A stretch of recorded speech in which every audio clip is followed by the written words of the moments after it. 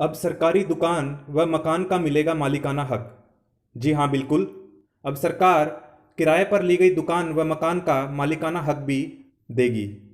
आइए जानते हैं पूरी खबर को विस्तार से। हरियाणा के मुख्यमंत्री श्री मनोहर लाल ने आज 20 साल से अधिक समय से किराए या लीज अथवा लाइसेंस फीस पर चल रही पालिकाओं की दुकानों व मकानों की मलकियत उन पर काबिज व्यक्तियों को देने की घोषणा की है। इसके लिए एक नीति बनाई गई है जिसके अंतर्गत काबिज व्यक्ति को मालिकाना हक के लिए कलेक्टर रेट से भी कम रेट की अदायगी करनी होगी। मुख्यमंत्री ने यह घोषणा आज यहां डिजिटल प्रेस कॉन्फ्रेंस को संबोधित करते हुए की। इस अवसर पर मुख्यमंत्री ने सभी मीडिया कर्मियों को हिंदी पत्रकारिता दिवस की बधाई व शुभकामनाएं दी।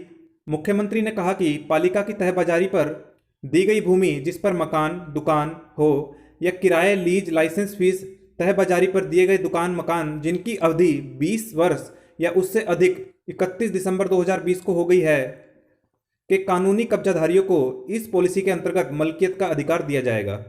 यानी उन्हें मालिकाना हक दिया जाएगा जिन्हें 20 वर्ष या उससे अधिक हो गए हैं किराए पर रहते हुए। उन्होंने घोषणा करते हुए कहा कि जिन्हें किराए लीज लाइसेंस फीस तहबाजारी मकान दुकान के लिए 20 वर्ष हो गए हैं उन्हें वर्तमान कलेक्टर रेट पर 20% की छूट दी जाएगी। इसी प्रकार जिन्हें 50 वर्ष हो गए हैं उन्हें 50% की छूट दी जाएगी। इसके अलावा यदि किसी कब्जाधारी को 50 वर्ष से अधिक हुए हैं तो उस स्थिति में उसे वर्तमान कलेक्टर रेट पर अधिकतम 50% की ही छूट दी जाएगी। यानी अगर कोई किराए पर रह रहा है मान लीजिए 100 साल से, तो उसे फ्री में नहीं दी जाएगी, अधिकतम जो छूट दी जाएगी वो 50% ही रहेगी। श्री मनोहर लाल ने कहा कि सक्षम प्राधिकारी द्वारा योग्य पाए गए आवेदकों से संबंधित पालिकाएं 15 दिन के अंदर अदा की जाने वाली राशि का नोटिस जारी करेंगी। नोटिस जारी करने की तिथि से 15 दिन के अंदर कुल निर्धारित राशि की 25% राशि संबंधित पालिका में जमा करानी होगी तथा शेष 75% राशि आगामी 3 माह में जमा करानी होगी।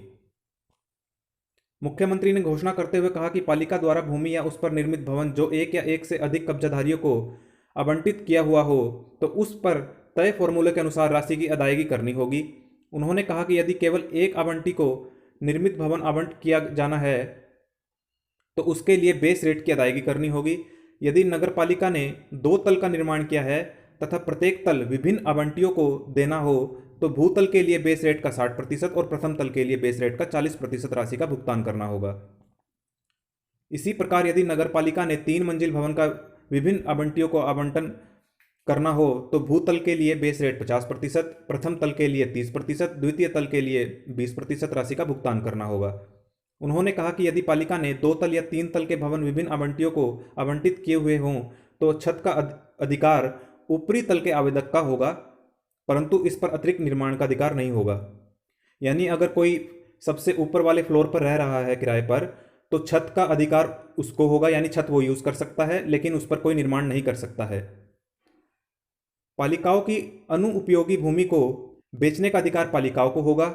मुख्यमंत्री ने कहा कि राज्य सरकार ने राजस्व रास्तों की भूमि के आदान प्रदान के आदेश जारी किए थे। इनके अलावा भी पालिकाओं में काफ़ी ज़मीनें अलग अलग टुकड़ों में विद्यमान है जिनकी कोई उपयोग नहीं हो रहा है और इन पर अवैध कब्जा होने की संभावना बनी रहती है। इसलिए इन जमीनों को बेचने के लिए पालिकाओं को ही अधिकार देने का निर्णय लिया है। इससे इन जमीनों पर अवैध कब्जे की आशंका नहीं रहेगी और पालिकाओं की वित्तीय स्थिति भी मजबूत होगी।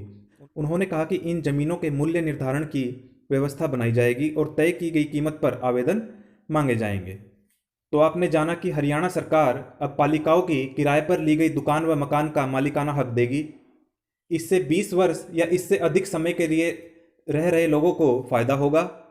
आप सभी का क्या कहना है सरकार की इस पॉलिसी पर, आप हमें कमेंट कर बता सकते हैं।